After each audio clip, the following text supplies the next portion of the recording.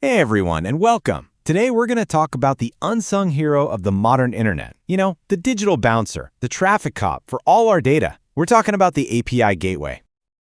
So, think about your favorite app for a second, maybe for shopping or streaming. Behind that super simple screen you're tapping on, there are dozens, maybe even hundreds, of little services all working together. So how on earth do they manage all that in the background without it becoming a total mess for us, the user, or for the developers building it? Well, the secret is they hire a traffic manager, not for cars on a highway, but for all the data flying back and forth.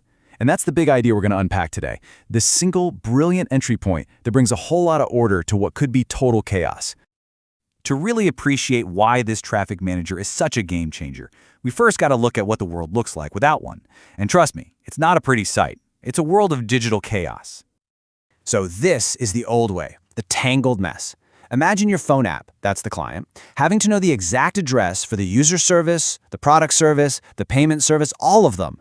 The code on your phone gets huge and complicated. Security becomes a total nightmare because you have to protect every single one of those endpoints. And if a developer changes just one of those addresses, the entire app could just break. It's a real headache. Okay, so how do we fix that tangled web? Well, we give our application a proper front door. And that brings us to a much cleaner way of doing things by introducing the API gateway. And here it is. At its heart, an API gateway is just a server that acts as a single front door for every single request. So instead of your app having to scream at a dozen different services, it just talks to one place, one address. That's it. The gateway handles all the messy stuff from there. It's clean, it's simple, and it's incredibly powerful. And you can really see the difference side by side here. On the left, you've got chaos, your phone trying to juggle all these different connections. But on the right, you've got order. The app talks to one gateway, which gives you one place to handle security, one place to manage everything, one place to monitor what's going on. It just transforms this complex system into something elegant and frankly sane. So what does this high-tech front door actually do?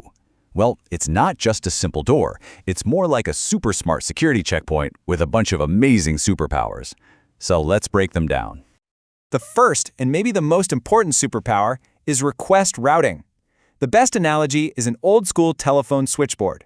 A call comes into one main number, and the operator knows exactly how to connect you to the right person or department inside the building. The gateway does the same thing for data. For instance, when your app needs to get some info about you, it sends a request to the main gateway address. The gateway sees that little piece of the URL, the /get_user part, and it instantly knows, okay, this request needs to go to our internal user service. Your app on your phone never even knows that user service exists. It's all handled behind the scenes. Next up, authentication.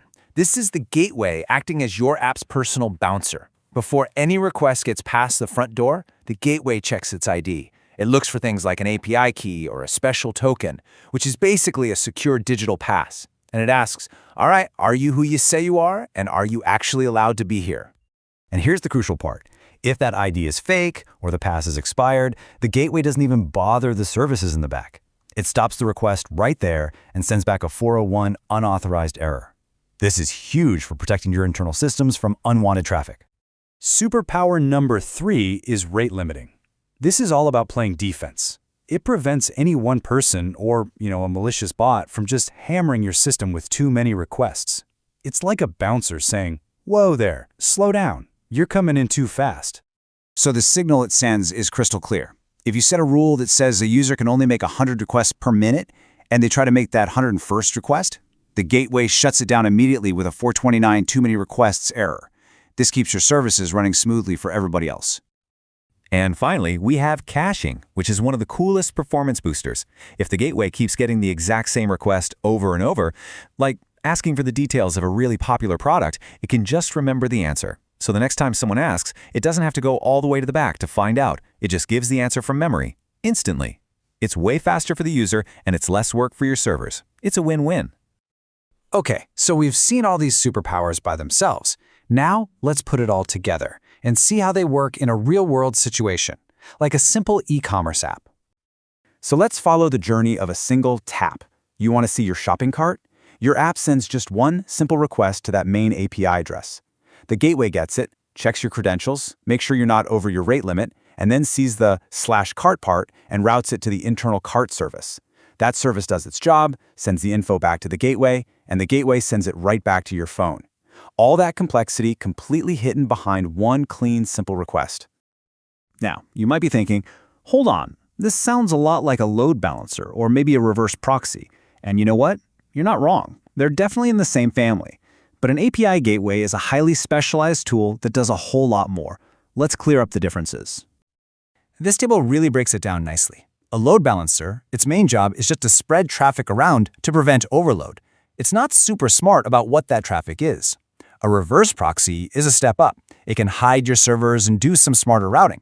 But an API gateway, it is purpose-built for APIs. It does that intelligent path-based routing we talked about, it handles serious security like API keys, and it can even change data as it passes through. They might look similar, but they're solving very different problems. So if you remember just one thing today, let it be this. An API gateway isn't just another piece of infrastructure. It's the front door to your entire collection of backend services. It's the public face, the security guard, and the helpful concierge all rolled into one. And that is exactly why it's become absolutely essential for building modern apps. If you're using microservices or serverless functions, or you're creating any kind of API for the public or for partners to use, a gateway really isn't a nice-to-have anymore. It's a necessity for security, for scale, and for your own sanity. So in the end, the API gateway gives us this simple, secure, and manageable front door to all the incredible complexity happening behind the scenes. And that really leaves us with one last fun question to think about. Now that you know all about the front door, what's actually happening inside the building? But that is a story for another explainer.